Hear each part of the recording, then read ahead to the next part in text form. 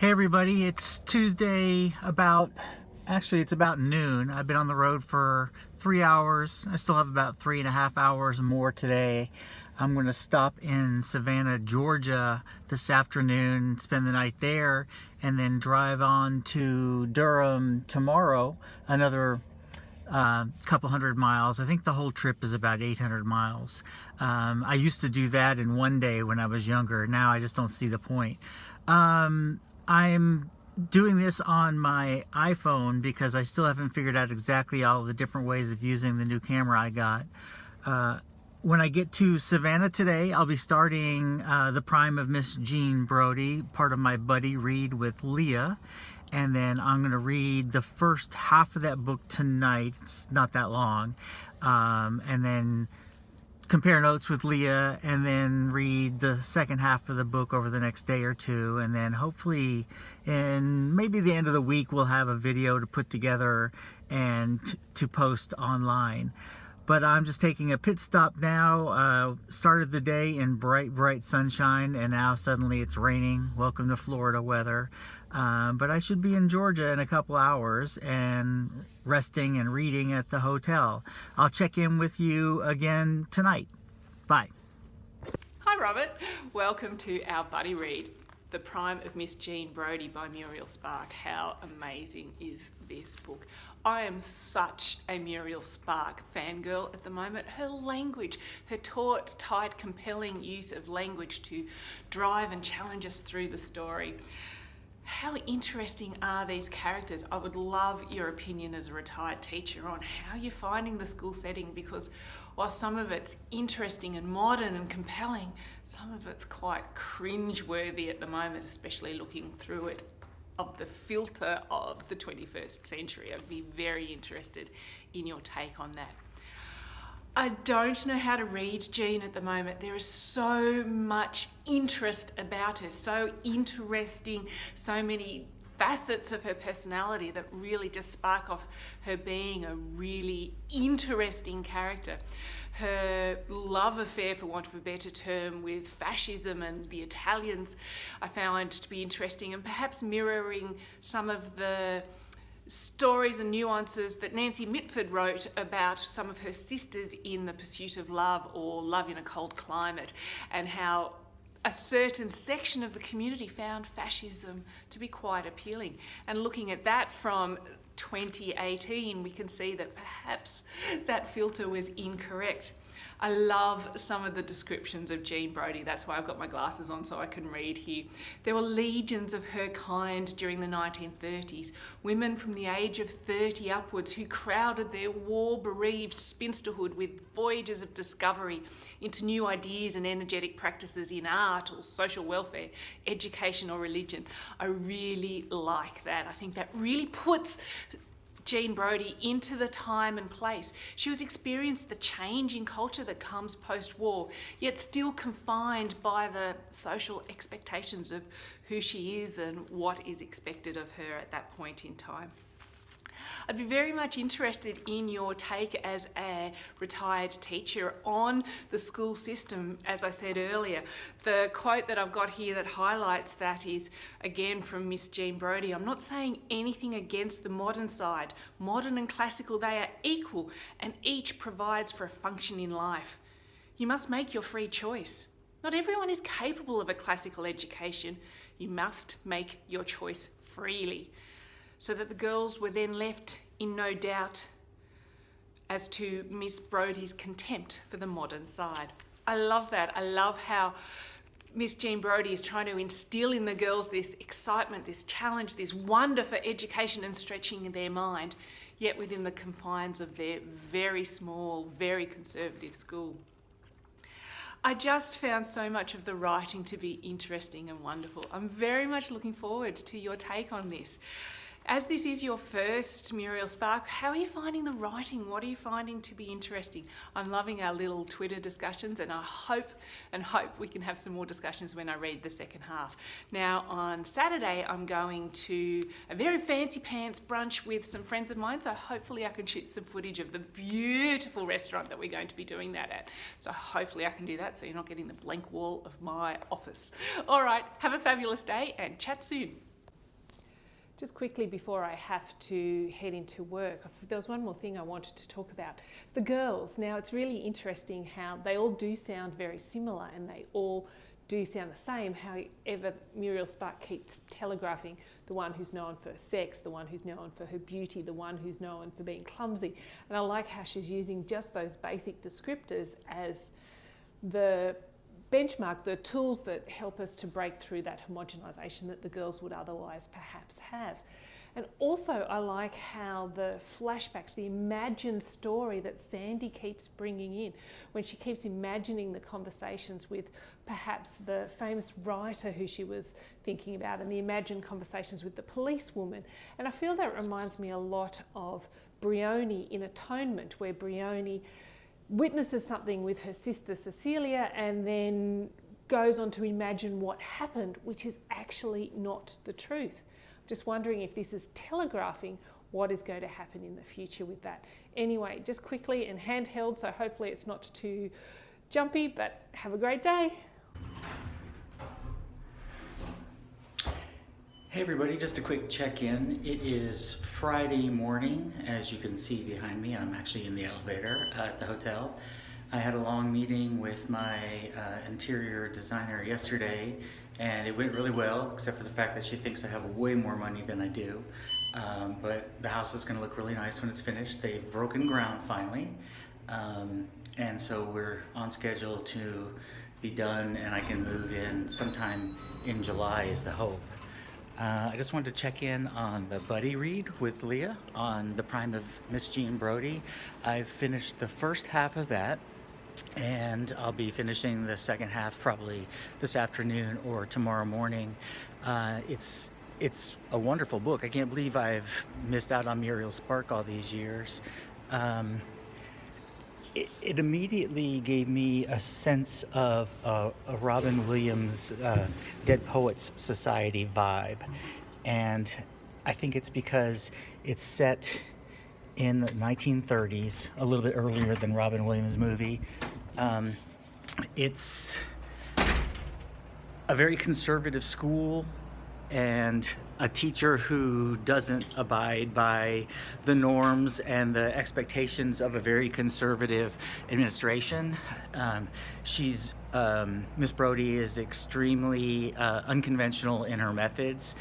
She actually sets up ruses to fool the administration. So when they walk in to check on her, all the kids are looking at their history book, but they're talking about whatever topic she wants to talk about that day. It's a group of 6 girls. And it's really kind of interesting. The girls seem almost at the beginning interchangeable. She identifies them by name, but she only identifies them by a single phrase that characterizes one of the girls. So for instance, one of the girls is known as the one who becomes famous for sex, but we don't know why.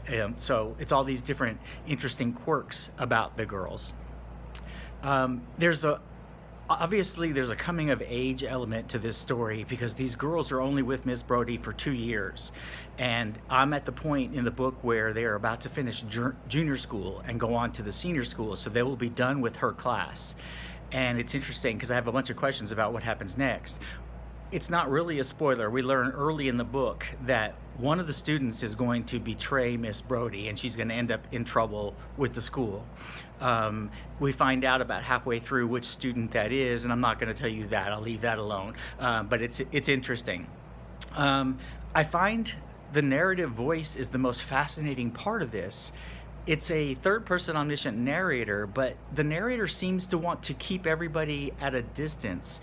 We get inside each character's head, but only just for a brief interior monologue, but none of the connections get made for us right away, and there are lots of flash forwards in time to the ends of these students' lives, the end of Miss Brodie's life. And so it goes from the 1930s, 20, 30, 40 years into the future as well. And I think a lot of that is done to keep us from knowing what this scandal was that led to the betrayal of Miss Jean Brodie. So there's even a sense of that's like Dead Poet Society, where Mr. Keating is made the scapegoat for one of the students who commits suicide in the movie. And so we don't know what the scandal is. We do know that it affects Miss Brodie quite a bit, and it also affects the students. The student who betrays her ends up becoming a cloistered nun. And the assumption is that it's as a result of the trauma of this incident, but we don't know that for sure yet. So I'm about halfway through. I'm absolutely loving it. If I weren't in the middle of all these different meetings and things like that, I would have flown through this book in a day. And so I may finish it today and then go back and reread it again next week when I get home if I have time. I'm not sure if I will. But I'm absolutely loving it. I can't wait to hear what Leah thinks about it as well. I will check in with you again probably tomorrow, or maybe even on the way home Sunday on my drive back to Florida after I finish the second half of the book. We'll see where it goes from then. So many questions about where this is going to go. All right, talk to you soon. Bye.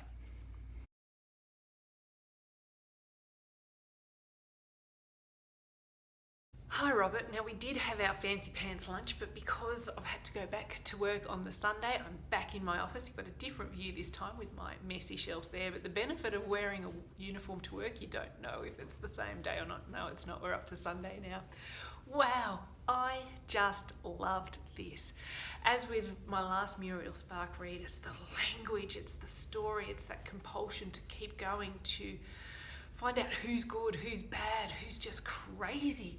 And she always keeps that momentum moving forward.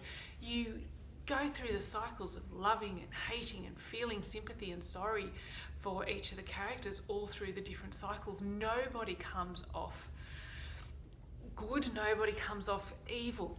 One discussion I thought was really interesting is the discussion of who Jean was, especially when comparing her to the Mrs. Kerrs, the sewing teachers, that traditional spinster little housekeeper type woman, or the wife, Mrs. Lloyd, how one of the girls I think said, I don't think she's ever had her prime. And that's it. So Jean was just this, to the girls, this amazing character. Yet as the girls grew and experienced and expanded their view of the world, they began to see the faults, the creaks, the cracks with Jean and her outlook as a teacher and her outlook as a woman. The only thing stopping me from giving this a 5 stars would be the Rose, Sandy, Mr. Lloyd and Jean love mess. It can't be called love.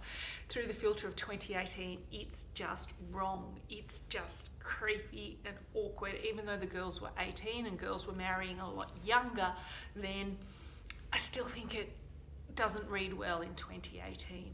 Coming back to sex, there was often that undercurrent of sex, and I think I'm going to put this in one of the messages I sent to you. I think girls were a lot more familiar. Women, their mothers were having babies for longer, so the girls were a lot more familiar with sex as the act, the naivety that sex creates babies, but they didn't really have any experience of sex creating a relationship or sex creating power.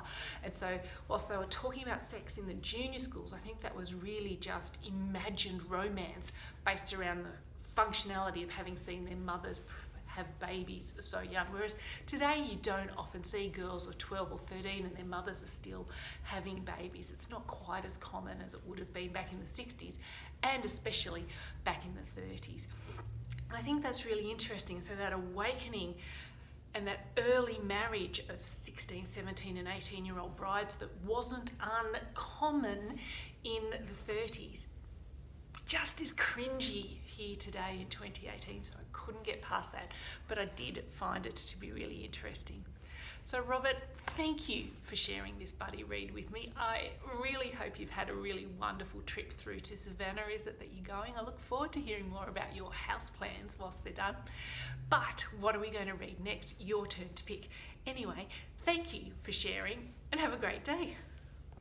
Hey everybody, it's Sunday afternoon. I've just gotten off the highway. I'm in Savannah, Georgia again. This time on the way back to Florida. I'll be driving back the rest of the way tomorrow. It was a good trip. Had a great meeting with my designer. Went by the building site. They've broken ground, so everything's in order to start getting ready to move in July, we hope. I don't expect there's going to be any more weather delays. They had some a couple of weeks ago. But I think we're all ready to go. And I just wanted to check in one more time. I finished reading The Prime of Miss Jean Brodie last night, and I know Leah has finished as well. And so I thought I'd do one more quick wrap up, final thoughts on the book.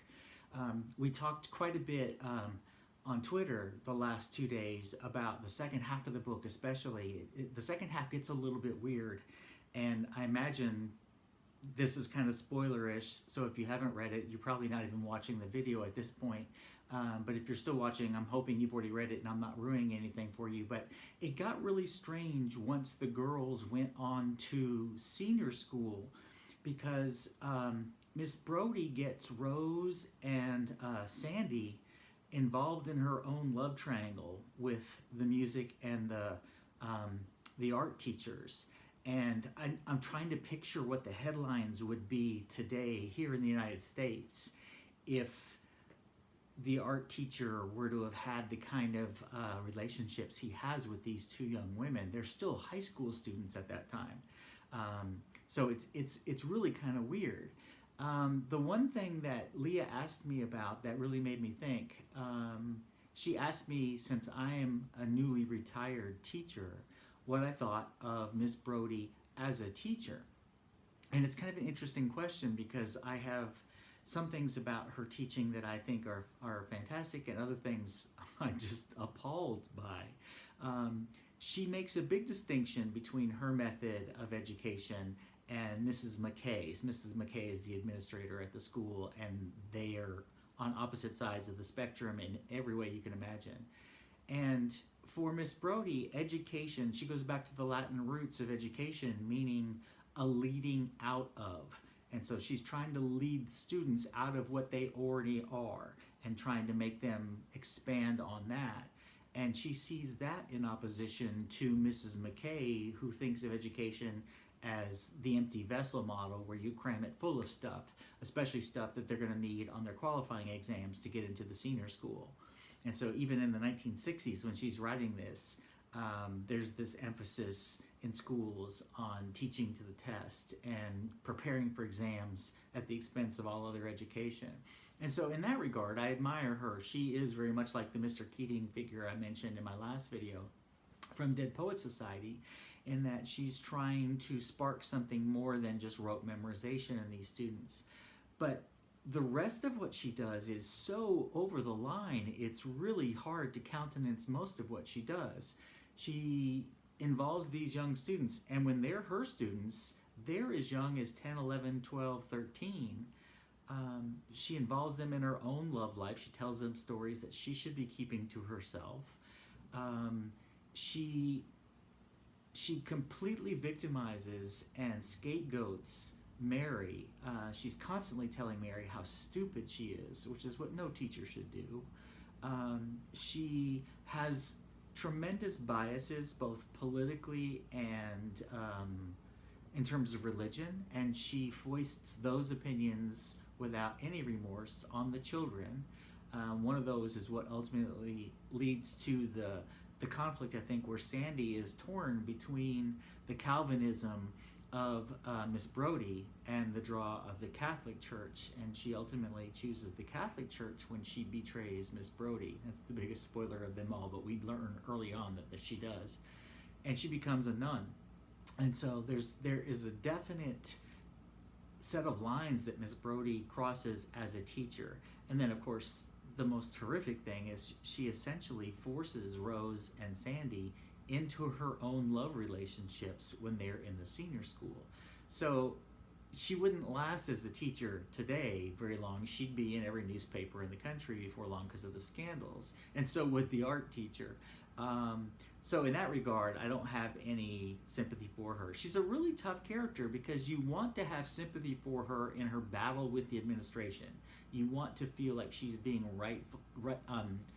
that she's being unfairly rebuked constantly for her teaching methods. But then she does things that severely outstrip her mandate as a teacher, and she deserves to be rebuked for them. And so she loses a lot of sympathy, especially in the second half of the book. It's a fascinating, fascinating book. It's very short. It's one of those books that you easily could read in a day. I just spread it out over several days while I was traveling. and it's a powerful story, and I can't believe it's been so long and I haven't read any Muriel Spark novels before now. So I want to thank Leah especially for inviting me to do this buddy read with her, because it was my opportunity to read a novel that I might not have read but certainly should have read a long time ago. So it's a great book. If you haven't read it or you need to reread it, by all means dig in. It's just a couple of, I think it's 150, 160 pages, something like that. You can easily read it in a day. Give it a try. I'm looking forward to some more Muriel Spark of my own in the future. And so that's it for me. I'm going to sign off here and go hunt for some food here near the hotel, and then get some sleep and drive the rest of the way tomorrow. And I will probably see you all soon. My next independent booksellers recommendation video is due on Wednesday, so I'll see you again on Wednesday for sure. All right, have a good one. Bye.